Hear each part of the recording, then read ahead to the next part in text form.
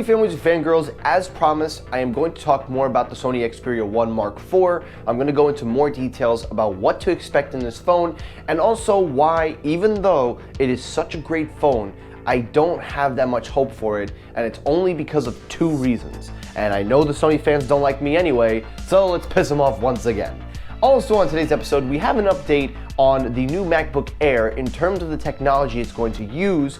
And lastly, to wrap up the video, we have another update on the Samsung Galaxy Watch, which is being dubbed Pro, and we'll talk about a new feature that's coming in it and also expected to be a bigger battery. All that on today's episode, so don't touch the dial, turn the quality up to 4K or 1440p because TechNoise starts right now.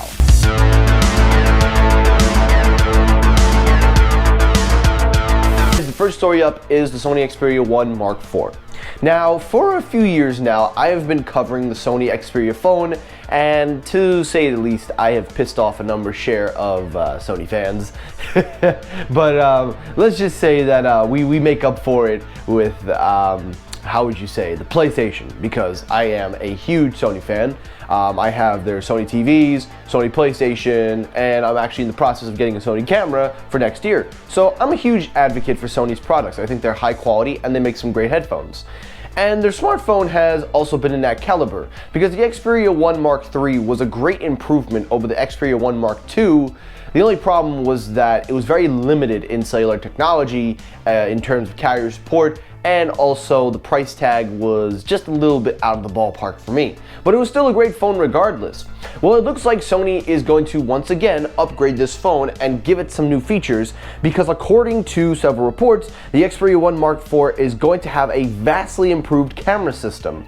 Taking a look, we will see an upgrade in a 48 megapixel main camera, a 48 megapixel or 50 megapixel possibly ultra wide angle, a 48 megapixel telephoto zoom, and a periscope telephoto camera. Now, taking a look at the resolution system, it could be also again 48 megapixels or 50 megapixels with a higher resolution system than the 1 Mark III. It is also being said that the Snapdragon Gen 1 Plus will also make its way over to this variant. So just like the Fold series, it looks like I was about to say Samsung.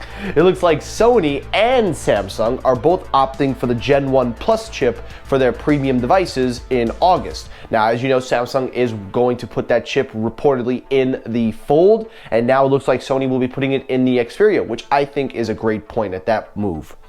Also taking a look, it seems that the device will also have a maximum of 16 gigabytes of RAM and up to 512 terabyte, excuse me, I know, I sound really bad.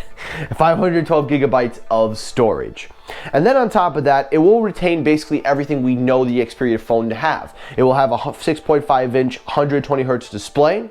It will have a 5,000 milliamp hour battery with wireless technology and the support of 45 watt fast charging, a physical fingerprint reader, so they haven't opted for the in-display yet, but I don't think they will, because the physical is just much better in my opinion. And then of course, the one thing that everybody loves about Sony is the 3.5 millimeter headphone jack. Now listen, at the very beginning of this episode, I said that Sony had two problems with this phone, and for a while now, I have always said that these are some great phones. They have the build quality, they have the specs, they have everything you could ask for. Essentially, what a Sony phone is the best of everything that Sony has to offer put into one device. This Xperia phone is a collaboration device. It's collaborated with the audio department in Sony. It's a collaboration with their camera technology, with their display manufacturers, the same as television displays, and also for the audio once again with the headphone jack. There's a huge department all coming together with gaming, etc. So this device is basically the best of Sony. But the problem that I have with it are two problems that they still have not addressed, and I think are two big issues as to why they may never get the market share that they need. And I know a lot of people hate me when I say this, but this is just my opinion and also some facts. I'm not saying fluff here, this is facts. Number one, they have no 5G certification with Verizon Wireless. Now for T-Mobile, it is perfectly fine. AT&T, I've heard some mixed reactions, but no certified 5G support with Verizon. And that's a huge bummer because a lot of people who I know are majority Verizon users. And they're also Android users that use 5G ultra wideband, which is millimeter wave for them. So if they were to get the certification to be certified on a Verizon network, because 4G LTE works fine, but 5G they still haven't, that would be a huge game changer, because then once you get the certification, Verizon would then pick up your phone and put it alongside on their website, and they could push it and sell it. So making a partnership with a carrier like Verizon would be a great move. I don't know why Sony wouldn't opt to do that, but that's one. And number two, the most important thing, software support. Software support is the biggest and the one thing that has stopped this phone, because when it was reported that the Xperia was only going to get 2 years of OS upgrades, that was a huge turnoff for so many people, because for $1,300, I would at least expect 3 years, not 2, 3. And to see how Sony handled that press release was not a good PR move. So I honestly think that Sony should finally get the certificates to work with Verizon so they can get that 5G technology up and going.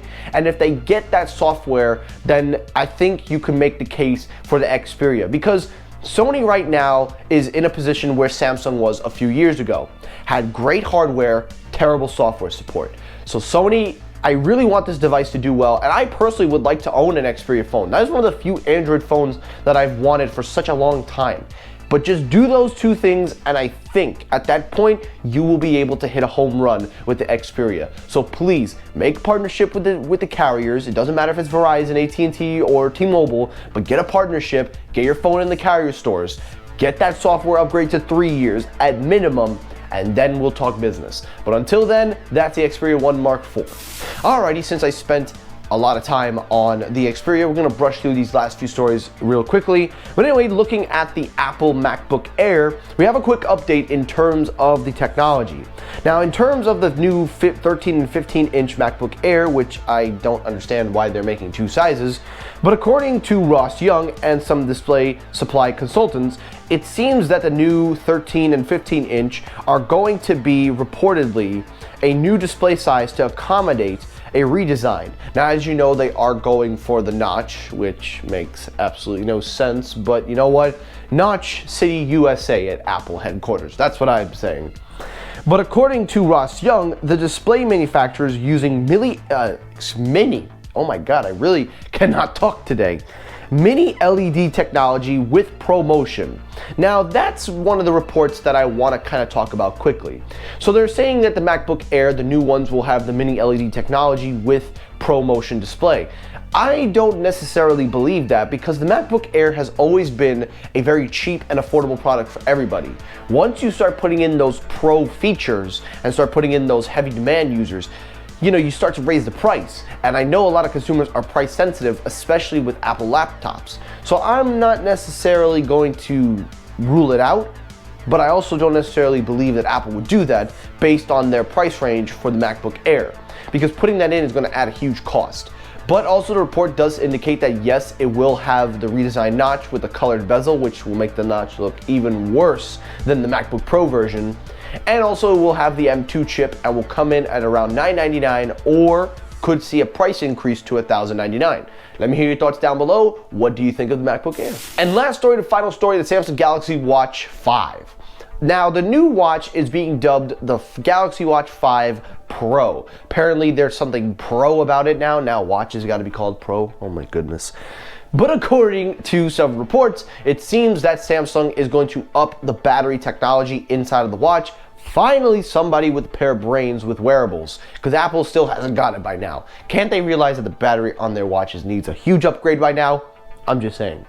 But according to the reports, on top of the new feature that will be able to detect your literal thermal temperature, it will be able to detect a temperature of your body. So that's literally a new feature that I have never seen a smartwatch do. I know a lot of people on shorts are, you know, talking, but regardless of that, it looks like it will also get a huge increase in battery technology, and that is a great move on Samsung, because the more features and the more things that come into these watches, the more support you need for it in terms of battery life. And I like the fact that Samsung is adding a nicer battery and will hopefully extend its life and also make the watch maybe even last a little longer. Now that's obviously the goal, but with the technology they're putting in this watch, it makes a lot of sense. I've already covered this in a previous episode, so I'll make sure to update you guys on everything that we've talked about today, and let me hear your thoughts down below about the Galaxy Watch 5 Pro. And that's for today's episode of Technically. Now guys, I know this was a very long episode. I know it's usually not the videos I kind of make, but I just kind of wanted to take time to enjoy, and also apologize once again with my voice.